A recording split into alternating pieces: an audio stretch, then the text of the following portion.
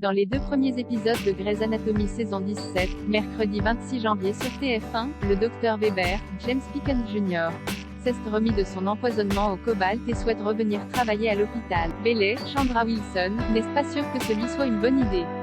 En effet, le Grey Sloan Memorial Hospital est submergé par l'arrivée de patients atteints du Covid-19 et toute son organisation a changé. L'aile de l'hôpital est désormais dédiée au Covid-19 et les proches des patients ne sont pas autorisés à leur rendre visite. Assignée au service Covid, Meredith, Ellen Pompeo, est confrontée à la mort de nombreux patients. Après de longues semaines de thérapie, Andrew, Giacomo Giannotti, est de retour à l'hôpital et surprend Meredith en train de craquer.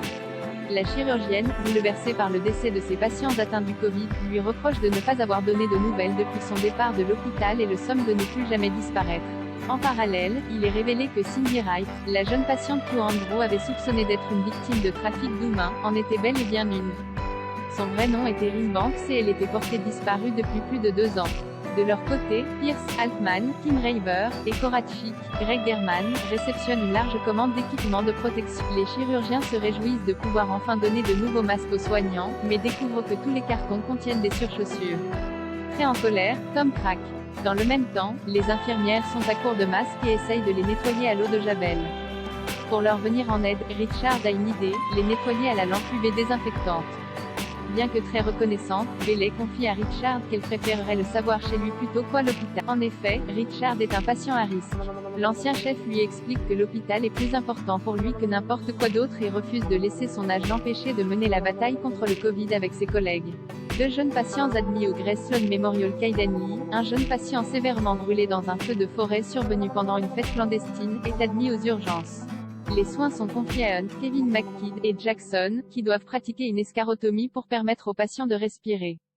Bip, Joe, Camille Luddington, vient les épauler. La tension entre elle et Jackson est palpable. En effet, quelques semaines plus tôt, Joe a demandé à Jackson de coucher avec elle pour l'aider à oublier Alex, Justin Chambers. Toutefois, une fois chez Jackson, Joe a fondu en larmes. Morte de honte, elle a beaucoup de mal à travailler avec Jackson. Les 2 médecins finissent toutefois par en discuter et décident de redevenir amis. Bailey demande à Weber de lire le manuel des nouveaux protocoles de l'hôpital, mais le médecin est distrait par la mère de Kaidanli, qui s'est introduite dans l'hôpital sans autorisation pour rendre visite à son fils. Touché par la mère de l'adolescent, Weber accepte de la conduire au chevet de son fils. En voyant la mère du patient arriver, Avery rappelle à Weber que les visites ne sont pas autorisées. Weber lui demande d'accorder 2 minutes à la mère de Kayden, ce qu'il accepte. Plus tard, cette dernière rejoint son mari à l'extérieur. Sur les nerfs, le père de Kayden en vient aux mains avec le père d'un autre adolescent blessé dans l'accident de son fils. Bailey essaye de les séparer mais trébuche et se fait une entorse à la cheville. Tandis que les 2 pères sont conduits aux urgences, Jackson poursuit les soins du jeune Kaidanli. Les brûlures sont si profondes qu'elles atteignent le poumon et le jeune médecin doit appeler un cardiochirurgien. De leur côté, Al et Gray doivent opérer le jeune Frankie Morris. En essayant de fuir le feu de forêt, l'adolescent a trébuché et s'est enfoncé une branche dans un rein récemment transplanté. Aux urgences, le père de Frankie est très en colère contre ce dernier. En effet, une personne est décédée pour qu'un rein lui soit greffé et il a tout gâché pour une fête. Pendant l'opération, Gray et Al réussissent à sauver le rein de l'adolescent. En revanche, Owen et Teddy, père de Kaidanli.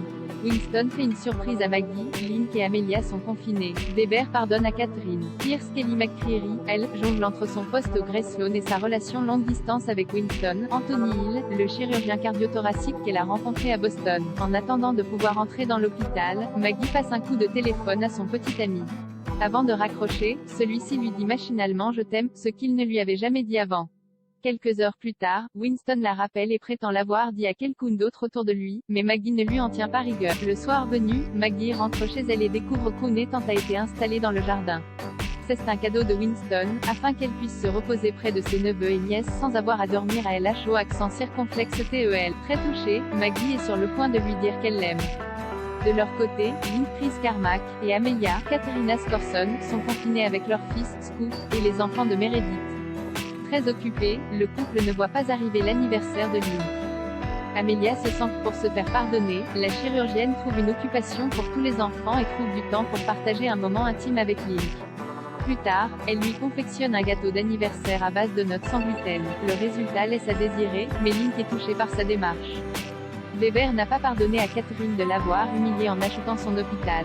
Le couple est séparé depuis l'empoisonnement au cobalt du chirurgien, mais aucun ne fait un pas vers l'autre. Lassée, Maggie hurle publiquement à Catherine de faire quelque chose pour sauver son couple avec Richard. En effet, la crise sanitaire leur rappelle à tous qu'il est important d'avoir quelqu'un que l'on aime à ses côtés. Sur ce conseil, Catherine décide de destituer Korachik du poste de chef des chefs et le donne à Richard. Elle en profite pour lui présenter ses excuses et Richard accepte de lui pardonner. De son côté, Teddy essaye de se faire pardonner auprès des Owen, blessé par sa tromperie auprès de Korachik. Le soir venu, la chirurgienne tente d'avoir une conversation avec son fiancé mais ce dernier ne veut rien entendre et la plante au milieu du parking de l'hôpital. Au même moment, Meredith fait un malaise en quittant le Grey Sloan. Tandis qu'Owen vient à son secours, elle retrouve Derek Patrick Dempsey, sur une plage onirique. Loading widget.